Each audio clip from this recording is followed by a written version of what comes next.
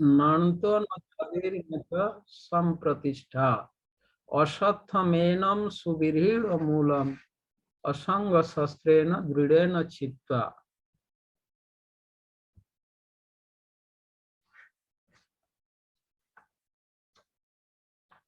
तो इस श्लोक में भगवान यही कह रहे हैं, इस वृक्ष के वास्तविक स्वरूप का अनुभव इस जगत में नहीं किया जा सकता। न रूपम अस्येह न रूपम अस्य इह न रूपम अस्य इह न रूपमेस्य इह तथोपलभ्यते। न मतलब नहीं, रूपम रूप, अश्य मतलब इस वृक्ष का, जिस वृक्ष का बात भगवान बता रहे, इस भौतिक संसार रूपी ऊर्ध्व मूल अध शाखा विशिष्ट इस वृक्ष का, यानी यह भौतिक संसार। यहाँ अश्य शब्द का अर्थ इस भौतिक संसार रूपी वृक्ष।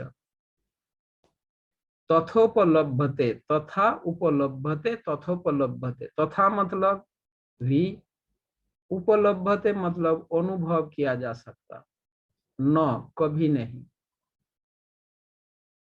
यानी इस वृक्ष का वास्तविक स्वरूप का अनुभव इस जगत में नहीं किया जा सकता।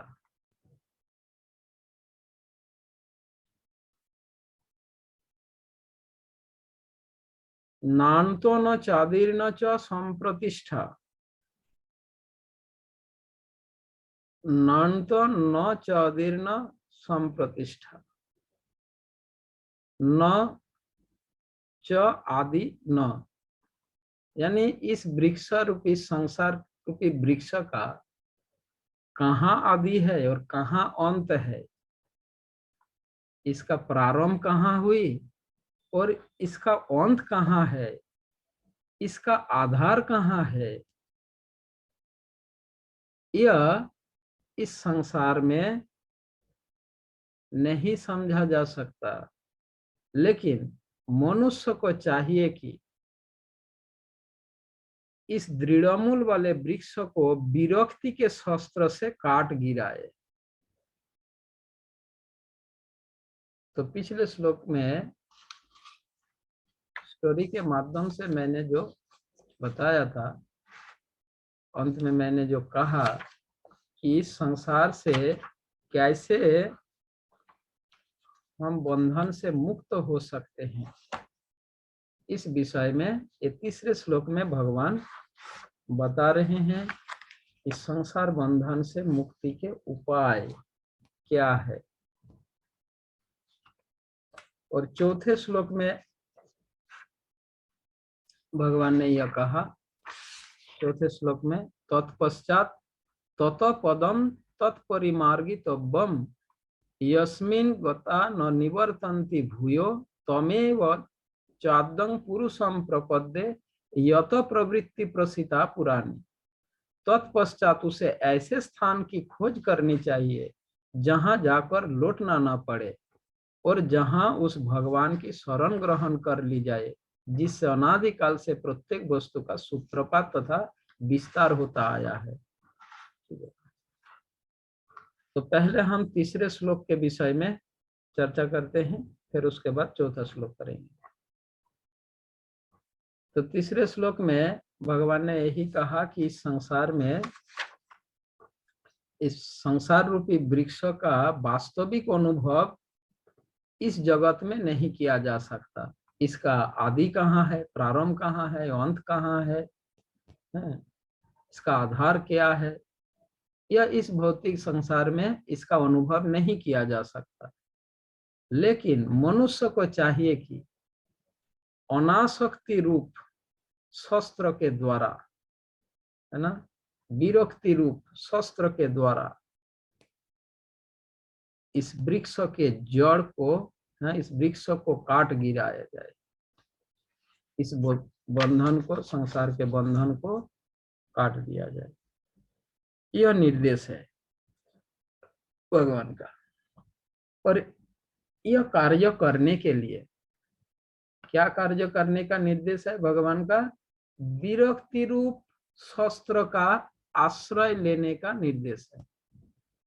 अभी हम आसक्ति रूप शस्त्र का आश्रय लिए हैं। आसक्ति का आश्रय लेकर इस संसार में हम रहना चाहते हैं। जब तक हमारी आसक्ति रहेगा तब तक हम इस संसार बंधन से मुक्त नहीं हो सकते। तो इसीलिए विरक्ति रूप शस्त्र का प्रयोग तथा विरक्ति रूप शस्त्र का आश्रय लेने का निर्देश दे रहे हैं भगवान। यही एक उपाय है इस संसार रूपी वृक्ष के बंधन से मुक्त होने का। और यह कार्य करने के लिए यानी विरक्ति रूप शस्त्र को प्राप्त करने के लिए व्यक्ति को संसार के स्वभाव को जानना और समझना आवश्यक है।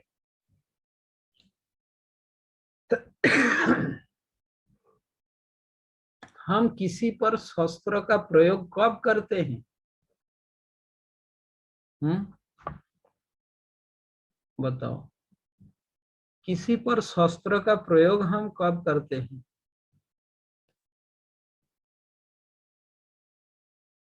बिना जाने सुने हम किसी पर शस्त्र प्रयोग करते हैं क्या? बिना जाने समझे? हाँ, बिना जाने समझे हम किसी पर शस्त्र प्रयोग नहीं करते, कोई भी नहीं करता। तो इस संसार रूपी बंधन में बंधे हुए जीवों को हमको अगर इस संसार वृक्ष को काट गिराना है, यानी विरक्ति रूप शस्त्र द्वारा काटकर गिराने की बात भगवान ने जो निर्देश दिए हैं, इस शस्त्र का प्रयोग तब व्यक्ति कर पाएगा जब वो व्यक्ति इस संसार के स्वरूप को, स्वभाव को समझेगा। इसीलिए संसार के स्वरूप को समझना जरूरी है। जब तक व्यक्ति संसार के स्वभाव को नहीं समझ जाता तब तक विरक्ति रूप शस्त्र का प्रयोग उस पर कैसे करेगा? आप अपने बच्चा को समझने के बाद ही कोई भी व्यक्ति अपने बच्चा को बिना समझे ही आदर कर सकता है, स्नेह कर सकता है, उन पर आसक्त हो सकता है। पर जब बच्चे का स्वभाव को वो समझ जाता है तो अभी वो डिसाइड कर सकता है कि उसे आदर करना है या उसे डांटना है या नहीं। आदर स्नेह करने के लिए किसी पर उसे समझे बिना ही उनको आदर किया जा सकता है, उनको स्नेह किया जा सकता है, कोई दिक्कत नहीं। पर अगर शस्त्र प्रयोग करना हो तो समझना जरूरी है। बिना समझे आप शस्त्र प्रयोग नहीं करोगे। ठीक उसी प्रकार इस संसार के स्वभाव को समझने के बाद ही विरक्ति रूप शस्त्र का आप प्रयोग कर पाओगे। तो इसलिए संसार के स्वभाव को जानना समझना आवश्यक है। इस संसार का स्वभाव कैसा है यह समझना जरूरी है। साधारण मनुष्य, एक सामान्य व्यक्ति इस संसार रूप वृक्ष का तत्व नहीं जान सकता। ठीक है,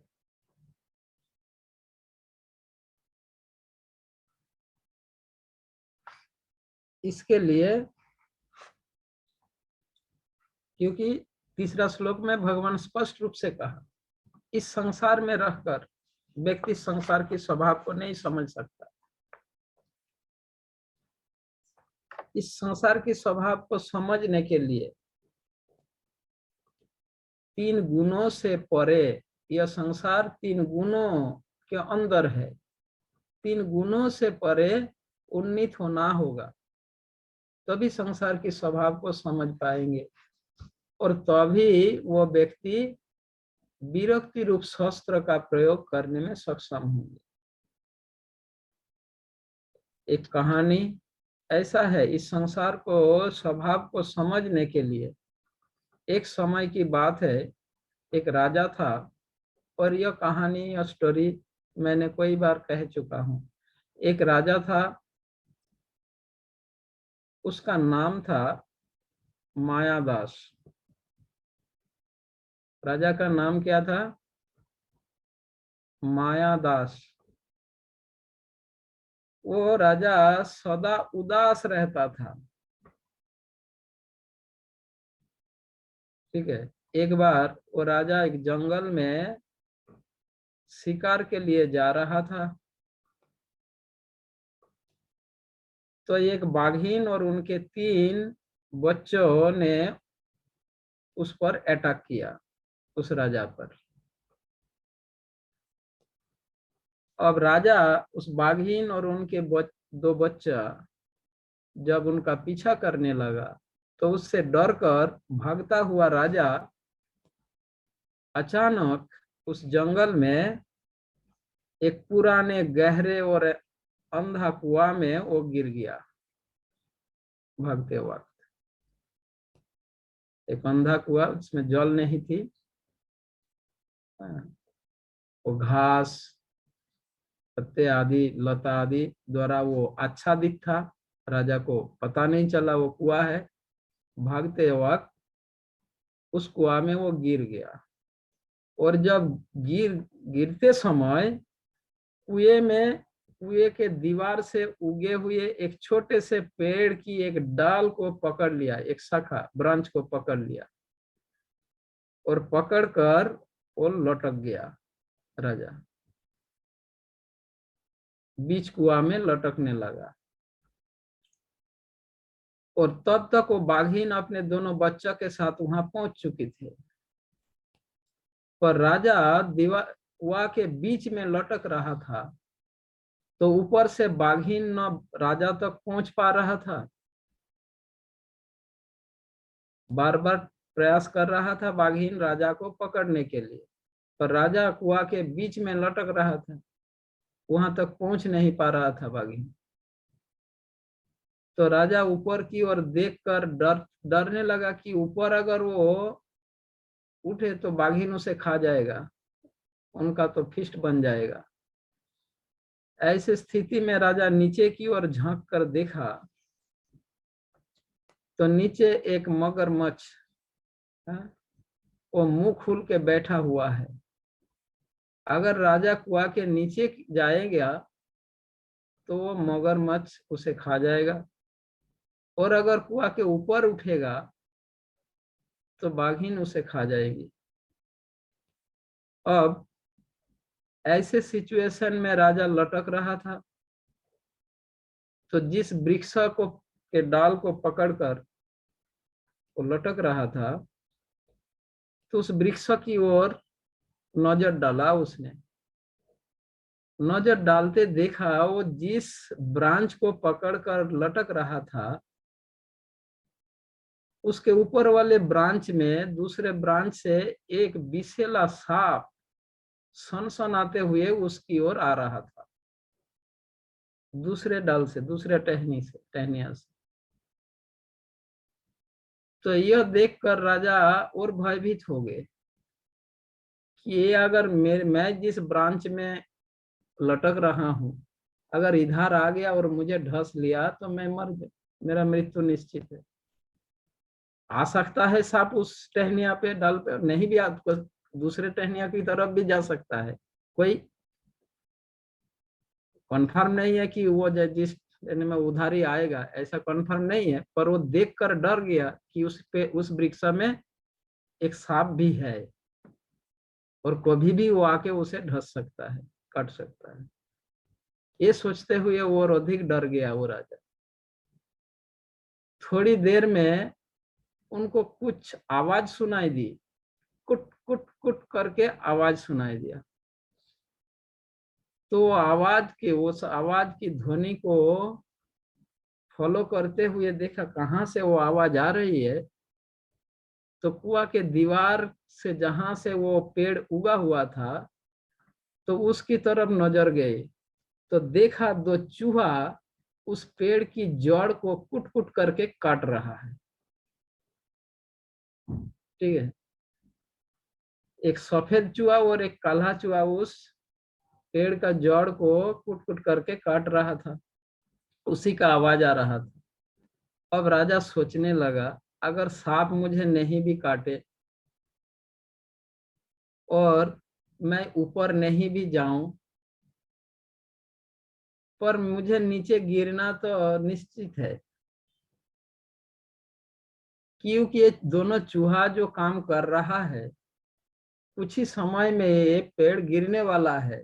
इसका जड़ को जब वो काट देगा तो ये जड़ गिर जाएगा और गिरने से मैं मेरा नीचे जाना निश्चित होगा। और नीचे गया मतलब क्या होगा, मगरमच्छ के मुंह में उसका भोजन बनेगा। वो इस प्रकार परिस्थिति में रहते हुए राजा सोच रहे थे, अचानक उनके गाल में मुंह में फेस में गाल में फोरहेड में आंखों में नाक में कोई बूंद टपक टपका, उस शहद का बूंद टपका। क्योंकि वो जिस टहनिया को पकड़कर लटक रहा था उसके ऊपर एक मधुमक्खी की छत्ता थे और उस मधुमक्खी की छत्ता से बूंद बूंद करके शहद टपक रहा था। दो चार बूंदे तो उसके गाल पर भी टपका, मुंह पर टपका। अब दोनों हाथ से वो पेड़ के डाल को पकड़ के लटक रहा था। वो हाथ से वो पहुंच नहीं सकते, वो देखने कर नहीं सकते तो गिर जाएगा। तो इसीलिए वो अपना जीभा निकाला मुंह से, ऐसे जीभा निकाल के क्या गिरा गाल में होठ में वो चेक करने के लिए जीभा निकालकर चाटने लगा। वो चाटते जैसे जीभा में लगा तो शहद का टेस्ट आया और ये शहद का टेस्ट पाकर राजा को बहुत आनंद आया। अरे तो बहुत अच्छी चीज है। फिर ऊपर की ओर देखा, रहे हो तो मधुमक्खी से ही आ रहा है, छत्ते मधुमक्खी के छत्ता से ही टपक रहा है। पूरा असली रियल शहद है, डावर का भी नहीं किसी और का भी नहीं, पूरा ओरिजिनल है। तो टेस्ट तो होगा अलग, गुड़ मिला हुआ थोड़ी है, ओरिजिनल है। अब ये शहद का जिधर से वो टपक रहा था वो फेस को उसी तरफ ले जा रहा था। ठीक है, जहां से वो टपक रहा था बूंद उसी तरफ मुंह को ले जा रहा था, जिससे उनके मुंह में ही टपके और वो शहद का टेस्ट ले सके। इस प्रकार शहद का टेस्ट लेते लेते उसी में वो इतना बिजी हो गए, व्यस्त हो गए, अपना परिस्थिति को पूरी तरह भूल गए। वो किस सिचुएशन में है इस सिचुएशन को पूरी तरह भूल गए कि वो एक कुआं में लटक रहा है जहां ऊपर बाघिन वेट कर रहे हैं उनके लिए, कब वो ऊपर आएगा। नीचे मगरमच्छ वेट कर रहा है कब नीचे गिरेगा। और वृक्ष में एक सांप घूम रहा है, अगर उस वो अगर उसके पास आ गया या तो कुछ ना हो, वो वहीं पे उसी स्थिति में ही रहे तो कभी ना कभी ये चूहा जो काम कर रहा है तो वो तो काम तमाम करेगा। इस सिचुएशन को पूरा भूल कर वो शहद का टेस्ट लेने में बिजी हो गए और उसका मजा लेने लगे। हाँ? यह है इस संसार में हमारा सिचुएशन, इस राजा की जैसे इस भौतिक संसार में हमारा परिस्थिति ऐसा ही है। तो इस कहानी से हम क्या सीखते हैं? इस कहानी में जो बाघिन का उदाहरण दिया गया, ये बाघिन को किसके साथ तुलना किया गया? यहाँ पर बाघिन को इस भौतिक संसार में हमारी वृद्ध अवस्था के साथ तुलना किया गया। यानी अगर अभी मेरा मृत्यु नहीं हुआ, हम अगर ऊपर जाए मतलब उन्नीत होते रहे, बुढ़ापा तो आएगा ही, बुढ़ापा का कष्ट, और अंततः मृत्यु निश्चित है बुढ़ापा के बाद। ऐसा नहीं है कि हम हमेशा जवान रहेंगे, ये तो पॉसिबल नहीं है। और मृत्यु निश्चित है। बाघिन यानी बुढ़ापा, बुढ़ापा आया मतलब मृत्यु निकट, यह संकेत है। बुढ़ापा आया यानी मृत्यु का संकेत मिल गया, अब कभी भी आ सकता है। यानी बाघिन ऊपर उठने गया मतलब बुढ़ापा को प्राप्त किया, तो बाघिन खाएंगे ही, ये निश्चित है, मतलब मृत्यु निश्चित है, चाहे ऊपर जाए कैसे भी हो। बाघिन और उनके दो बच्चा बताया गया कहानी में। दो बच्चा कौन है? दो बच्चा को किसके साथ तुलना किया गया? काम और क्रोध के साथ। जो लोग काम और क्रोध द्वारा ग्रसित होता है वो बहुत जल्दी बुढ़ापा प्राप्त करेगा, समझे? काम और क्रोध द्वारा ग्रसित व्यक्ति बहुत जल्दी वृद्ध अवस्था द्वारा ग्रसित होते हैं, और धीरे धीरे वो क्या करते हैं, यह काम क्रोध के कारण वृद्ध अवस्था को प्राप्त होते हैं, जो कि मृत्यु का निकट संकेत है। कहानी में दो चूहे का वर्णन किया गया, बताया गया। ये दो चूहे किसका प्रतीक है?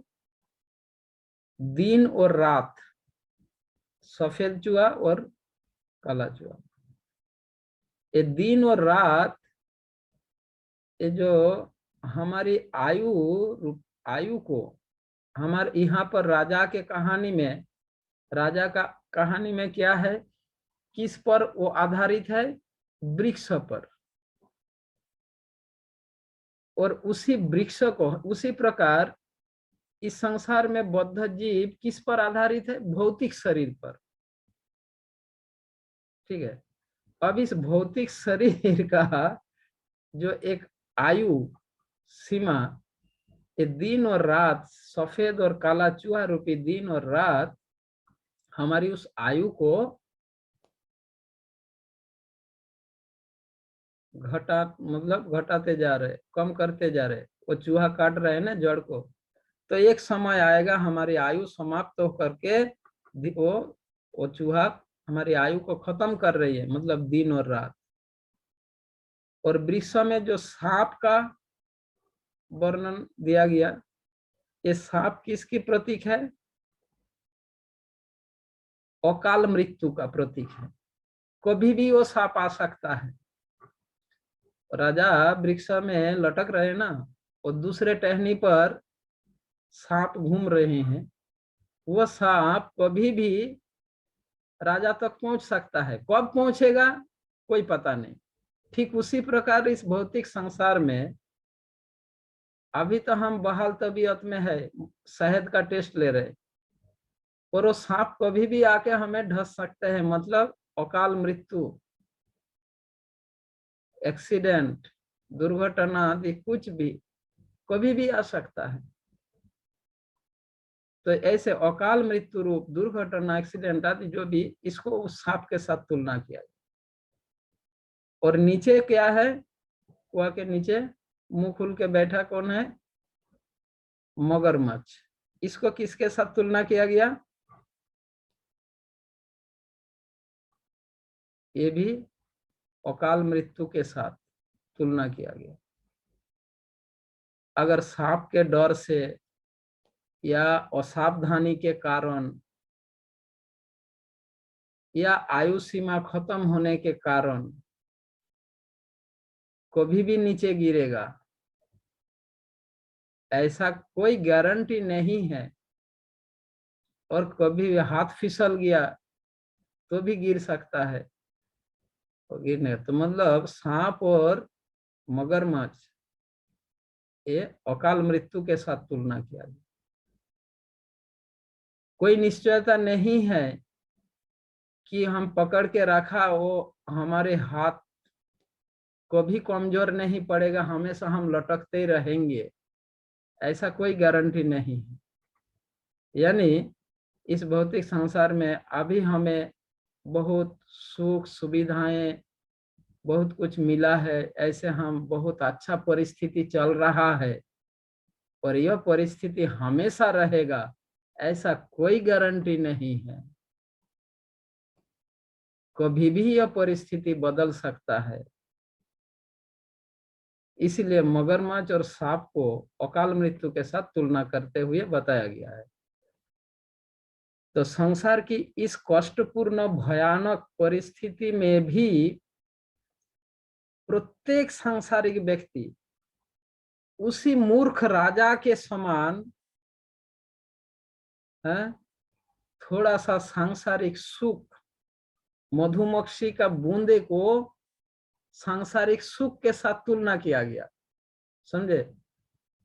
उस वृक्ष में मधुमक्खी की छत्ते से जो बूंद बूंद शहद टपक रहा है, उस शहद के बूंद को संसार के सुख के साथ तुलना किया गया।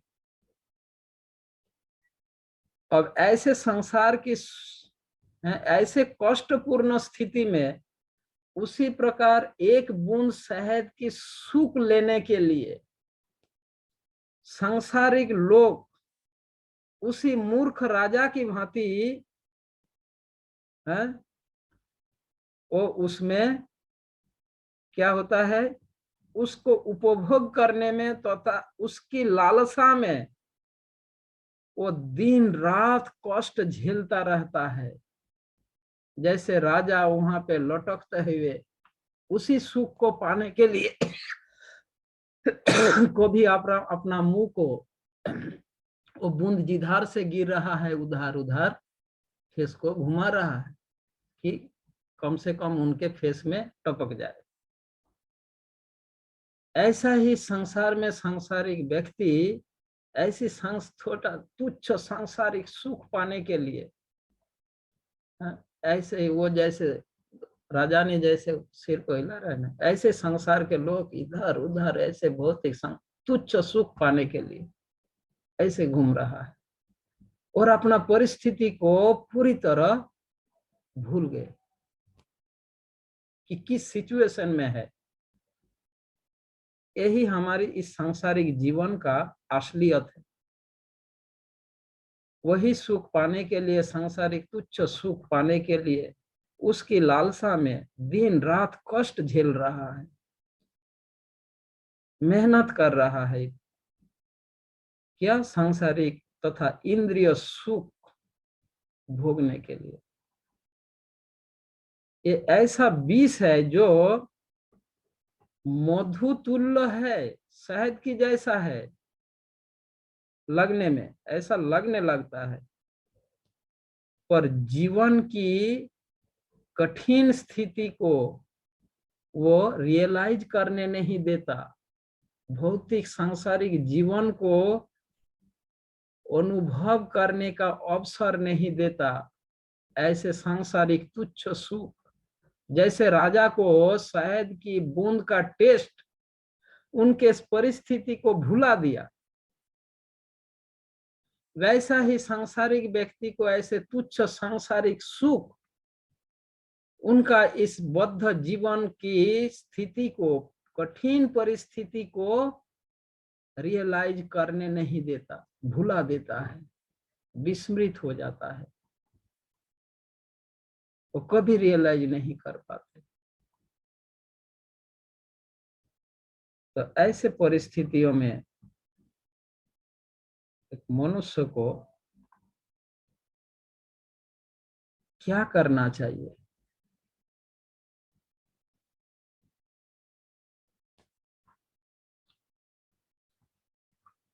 बताओ, राजा का क्या कर्तव्य होगा?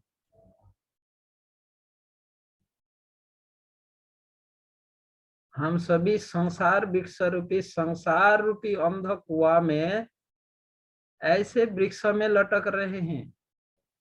अब हमारा कर्तव्य क्या होगा? वही इंस्ट्रक्शन दे रहे हैं भगवान इस श्लोक में। क्या क्या करना चाहिए? हमारा ड्यूटी क्या होगा? क्या कर्तव्य होगा? क्या ये शहद का टेस्ट लेते रहना चाहिए? जो होगा होगा, या क्या करना क्या चाहिए हम? असंग शस्त्रेण दृढ़ेन चित्ता, यह भगवान का इंस्ट्रक्शन है। ऐसे परिस्थितियों में मनुष्य को कमल के समान होना चाहिए। कमल, लोटस, जो कीचड़ में पैदा होने पर भी कीचड़ से अलिप्त रहता है,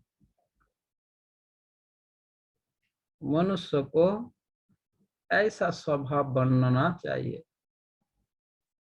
उसी प्रकार कमल की भांति है जीव भौतिक जगत के सुख और दुख से परे रहकर, सुख और दुख द्वारा प्रभावित न होकर निर्विकार, समर्पित भाव तथा निर्विकार होना चाहिए।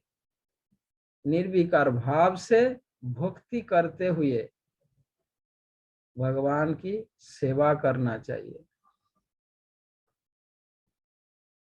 अगर ऐसा वो निर्विकार रहता है, ऐसे स्थिति में जीवन में सुख आए दुख आए जो भी परिस्थिति, तथा कमल की भांति वो अलिप्त रहे, तो परमात्मा समस्त जीवों के हृदय में है। वो जीवों की स्थिति को समझते हैं। तब परमात्मा चैत्य गुरु वे क्या करेंगे? ऐसे परिस्थिति में ऐसे जीवात्माओं के पास भगवान अपने निजी जन महात्मा को उनके समक्ष भेज देंगे, जो उन्हें उस स्थितियों से मुक्त कर सकता है।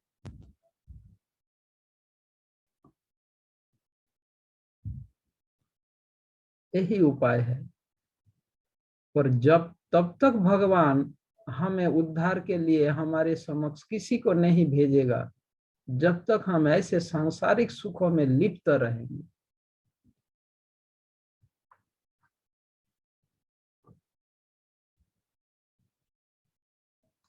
और इसके लिए जीव को ही प्रयत्न करना होगा,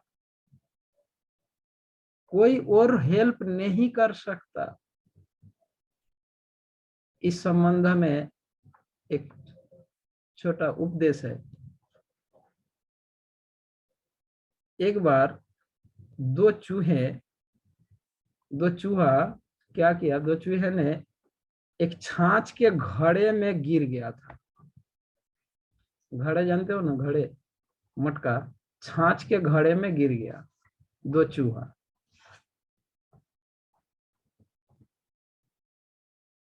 तो उनमें से एक चूहा उस घड़े को, जो मटका, वो घड़े को घेर कर,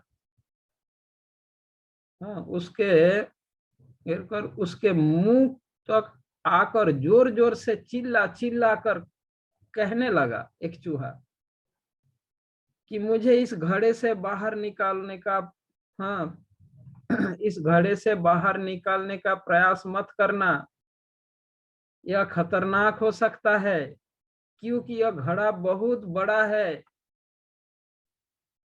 वहां से छलांग लगाना भी आसान नहीं लगता, क्योंकि इसके लिए कोई अवलंबन भी नहीं है।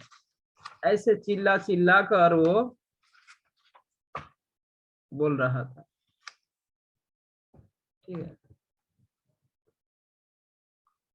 यह सुनकर एक चूहा, मतलब दूसरा चूहा वो हताश हो गया। दोनों चूहा गिर गया ना, तो एक चूहा दूसरे चूहा को चिल्ला चिल्ला कर बोल रहा था, अरे ये तो बहुत बड़ा घड़ा है, ये बहुत ऊंचाई है, यहाँ से छलांग भी नहीं लगा सकता, बाहर जाने का सोचो ही मत। अगर यहाँ से बाहर जाओगे क्या होगा पता नहीं, इतना गहराई है। इसके ऊपर छलांग लगाकर ऊपर जाओगे, फिर वहां से अगर गिर जाओगे तो हाथ पैर टूट जाएगा। ऐसा वो चिल्ला रहा था और ऐसे दूसरे चूहा को बता रहा था कि इसके बाहर जाने का प्रयास ही मत करो, बहुत खतरा है इसके बाहर जाओगे तो। जैसे आज के संसार में पिता माता बच्चे को बोलते हैं,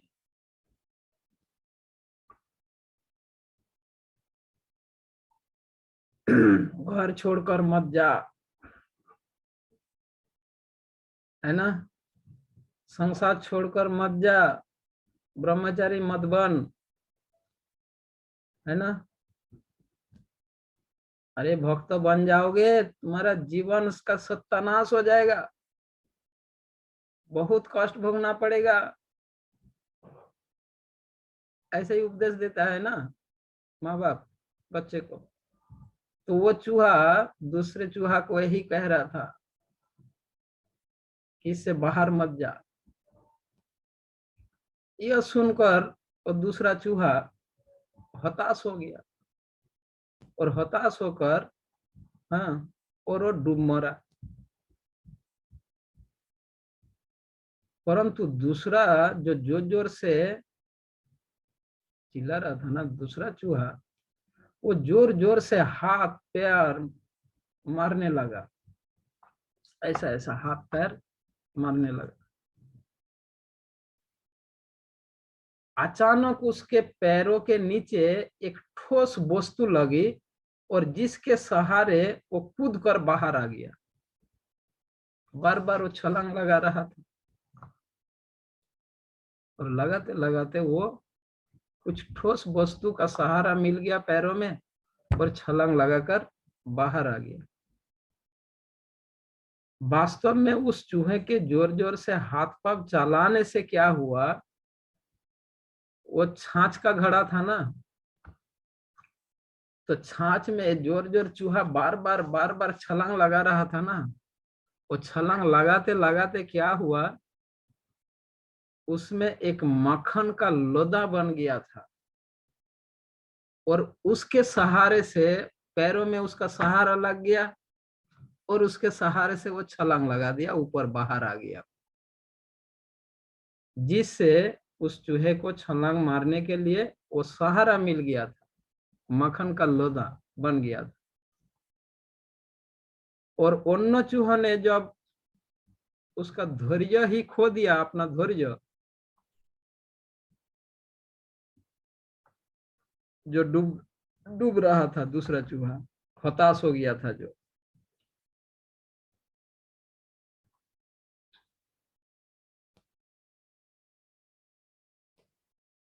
तो वो तो वहां पे डूब कर मर गया, वो अपना धैर्य खो दिया था। तो ये जब चूहा बाहर आया तो अन्य चूहा ने उससे पूछा कि तुम वहां से बाहर कैसे आए, हम तो यही सोच रहे थे कि तुम दोनों ही मर गए, पर तुम बाहर कैसे आए। अन्य चूहा ने पूछा, तुम्हारे इस धैर्य का राज क्या है, कैसे तुम बाहर निकले। अन्य चूहा ने पूछते हुए कहा, उनके धैर्यता का राज पूछते हुए कहा, बाहर से चूहे उन दोनों चूहे को पहले तो निराश कर रहे थे, छलांग मत लगा, कोई बहुत गहरी घड़ा है, अगर तुम बाहर आ भी जाओगे फिर यहाँ से तुम कूदोगे ना तो अब तुम्हारा हाथ पैर टूट जाएगा। ऐसे बाहर वाले चूहे उन्हें हतोत्साहित कर रहे थे। और यह सुनकर एक चूहा तो डर के मारे ही वहीं पे डूब मरा, और दूसरा चूहा बाहर आने की प्रयास कर रहा था। करते करते छलांग लगाते लगाते वो छाछ में से एक माखन का लोजा बन गया और उसका सहारे से वो बाहर आ गया। तो अब दोनों चूहा, बाहर के चूहा ने उससे पूछा कि तुम बाहर कैसे आ गए? हमने तो सोचा तुम दोनों ही मर गए होंगे, और तुम बाहर कैसे आ गए? दोनों चूहा ने पूछा। और हाँ उसके धैर्य, तुम इतने समय से उसके अंदर धैर्य के साथ बाहर आने का जो प्रयत्न कर रहे थे, इसके पीछे क्या राज है? हम सभी तो तुम्हें हतोत्साहित कर रहे थे, फिर भी तुम उस घड़े से कूद कर बाहर आने कैसे सफल हुए? हम सभी तुम्हें हतोत्साहित कर रहे थे, फिर भी तुम बाहर कैसे आ गए? तो आश्चर्यचकित होकर जो चूहा बाहर आया घड़ा के बाहर, आश्चर्यचकित होकर उसने कहा कि वो वास्तव में मैं थोड़ा कम सुनता हूँ। तुम लोग मेरे को हतोत्साहित कर रहे थे ना, वास्तव में मैं थोड़ा कम सुनता हूँ। मेरे को तो ये सुनाई दिया कि बाहर आ जाओ, बाहर आ जाओ, पर तुम लोग ये कह रहे थे कि बाहर मत आओ। मुझे थोड़ा कम सुनाई देता है। मैंने सोचा तुम सब लोग मुझे उत्साहित कर रहे हो और बाहर आने के लिए, हाँ, प्रयत्न करने के लिए कह रहे हो। मैं तो यही सुना था। तुम्हारे उत्साहवर्धन से मुझे शक्ति मिल रहा था, और मैं जोर जोर से हाथ पांव चलाने लगा, और अचानक किसी ठोस वस्तु का सहारा मिलने के कारण मैं बाहर आ गया। अब इस कहानी से क्या सीखते हैं?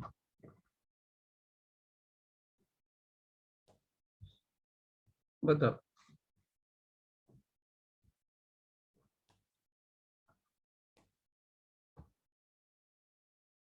इस कहानी से क्या शिक्षा मिलता है?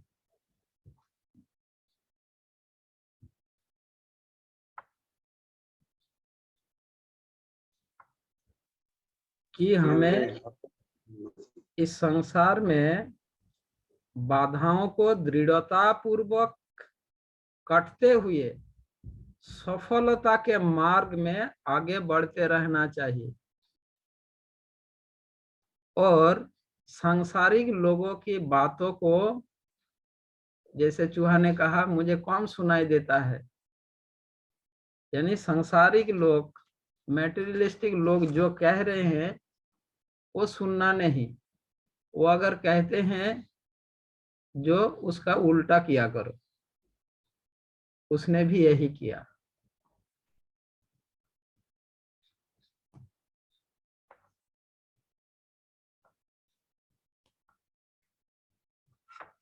अब चौथे श्लोक में भगवान बता रहे, इस प्रकार से अगर कोई प्रयत्न करता है तो इस संसार रूपी वृक्ष के बाहर आ सकता है, और उसके बाद कहाँ जाएगा, क्या होगा?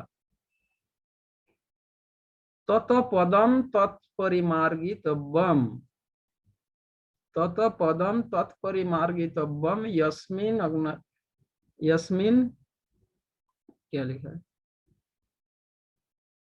यस्मिन गता न निवर्तन्ति भूयो तमेव चातं पुरुषं प्रपद्ये यत प्रवृत्ति प्रसृता पुरा। तत पदम, तत मतलब तत्पश्चात, यानी इस भौतिक संसार के बाहर आने के बाद। बाहर कैसे आएंगे? असंग शस्त्रेण, विरक्ति रूप शस्त्र के द्वारा इसको काटना है, इस बंधन को काटना है विरक्ति रूप हथियार से।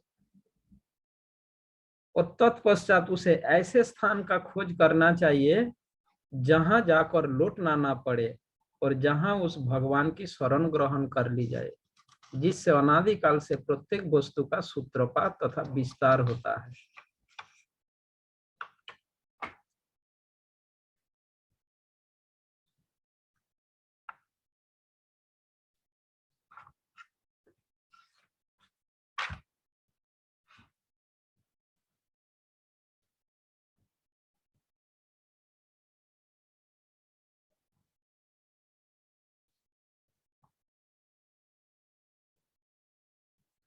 यानी भक्ति तथा भक्ति अनुशीलन करते रहना चाहिए, यही इस श्लोक का जो उपदेश का तात्पर्य है।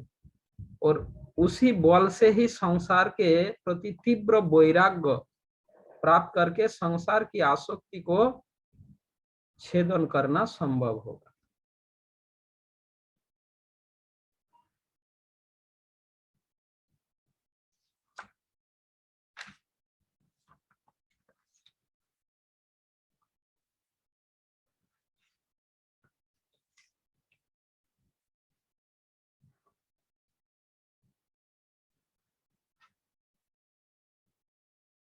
एक फिजूल खर्ची लड़का था। फिजूल खर्ची समझते हैं? अपव्यय करने वाला एक लड़का था।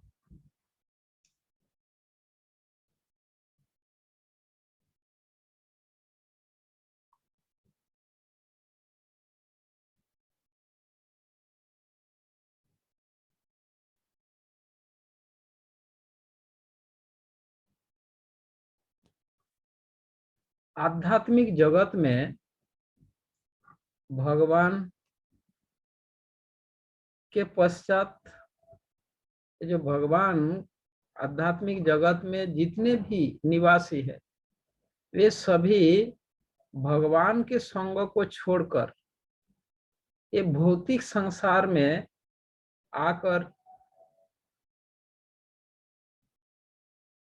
तुच्छ सुख भोगने का लालच नहीं करते। ठीक है, एक बार जब कोई ऐसे आध्यात्मिक जगत को प्राप्त कर लेता है तो दोबारा इसलिए नहीं आता। जब तक इस संसार में रहता है तब यहाँ के सुख को ही उनको सर्वोच्च समझता है, जबकि यह अत्यंत तुच्छ है। तो एक बहुत धनी व्यक्ति था, उसका 2 बेटा था। ठीक है, 2 पुत्र थे। बड़ा बेटा बहुत ही सुंदर आज्ञाकारी था पिता का। वो अपने पिता के कार्यों में हाथ बटाया करता था, पिता के आदेश निर्देश उपदेश सुनता था, पालन करता था। ठीक है, और दूसरा बेटा जो था ये धूर्त और अवज्ञाकारी। जो कुछ उन्हें कहा जाता था वो उसे फॉलो नहीं करता था और बहुत धूर्त था। एक दिन उनके पिता ने उनके पिता के पास आकर वो कहने लगा, पिताजी मैंने अलग रहने का निश्चय कर लिया, मुझे अलग कर दो और मेरे हिस्से में जो संपत्ति है वो मुझे दे दो, मैं अलग रहूंगा। ठीक है, और उसके बाद वो ये कहा, आज मेरे पास टाइम नहीं है, सेवा में जाना है, इसीलिए मेरे को जल्दी करना होगा। तो ये कहानी आप लोग जानते हो, जिसमें वो अपने पिता से झगड़ा करके, लड़ाई करके अपने हिस्से का संपत्ति अलग करके लेकर अलग हो जाएंगे और कुछ ही दिनों में वो कुसंगति में पड़कर उनका सारे धन संपत्ति नष्ट हो जाएगा। बाद में भिखारी बन जाएगा और भीख मांगने लगेगा रास्ते में। कुछ समय बाद उनके पिताजी का एक दोस्त मित्र उसे देखेगा कि वो भिक्षा मांग रहा है। तो उनके पिताजी के दोस्त ने देखा मेरे मित्र का लड़का है, अब इनका ऐसा हाल हो गया, तो उन्हें वो कुछ पैसा दान दे देता है। कुछ दिन बाद एक दूसरा व्यक्ति से मिला जो उनके पिताजी की दूसरा दोस्त था, मित्र था। तो उनके वो स्थिति को देखकर उनको कुछ आवश्यक कपड़े आदि, कुछ आवश्यक चीजों को दान में दिया।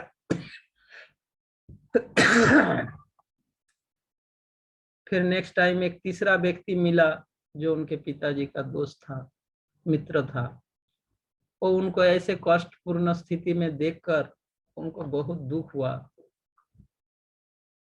तो उनको वो कहा कि देखो, तुम्हारी कष्ट दूर का एक ही उपाय है, तुम अपने पिताजी के पास वापस चलो, मैं तुम्हें ले चलता हूँ।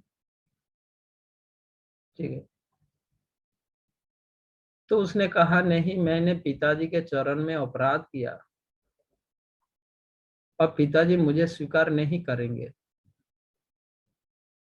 मैंने इतना बड़ा अपराध किया, इतना गलती किया, इतना पिताजी के संपत्ति को मैंने इतना बर्बाद किया, अब पिताजी मुझे कैसे स्वीकार करेंगे। तो वो व्यक्ति ने कहा, अरे वो मुझ पर छोड़ दो, मैं तुम्हारे पिताजी को मना लूंगा, तुम चिंता मत करो, तुम मेरी बात सुनो, मेरे साथ चलो और तुम अपने पिताजी के पास, मैं तुम्हें पहुंचाता हूँ, तुम्हारे सारे दुख दूर हो जाए। ठीक है। तो समझा बुझाकर उसको लेके आया और फिर पिताजी से मिलवाया। और पिताजी, वो जो सोचा था, तो देखा नहीं, पिताजी ऐसा नहीं है। पिताजी इतने दिनों के बाद बेटे को देखकर उनका पुत्र स्नेह से उन्हें आलिंगन किया और कहा, अरे बेटा, जो हो गया, छोड़ दो, तुम यहीं रहो। तो उनके पिताजी के बारे में उनका जो धारणाएं थी वो बदल गया। नहीं, तो इस कहानी से यही शिक्षा दिया जा रहा है, हमारी परम पिता भगवान है ना, तो भगवान के मित्र स्वरूप जब गुरु हमारे पास आते हैं और हमें ऐसे मार्ग दर्शन करवाते हैं और हमें लेकर अपने हमारे पिताजी के समक्ष ले जाते हैं, वो वास्तविक उपकार होता है ना। तो क्या करना क्या है, ये चौथे श्लोक का तात्पर्य यही है कि हमें ऐसे व्यक्ति के मार्गदर्शन में चलना चाहिए और जिससे हम हमेशा के लिए इस सांसारिक दुख से हम मुक्त हो सकता है।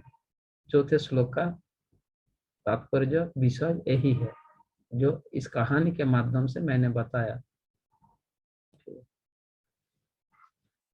तो आज मैं यहीं पे रखता हूँ, कल इसका थोड़ा और क्लैरिफिकेशन करूंगा, करके फिर 5वां श्लोक पढ़ेंगे।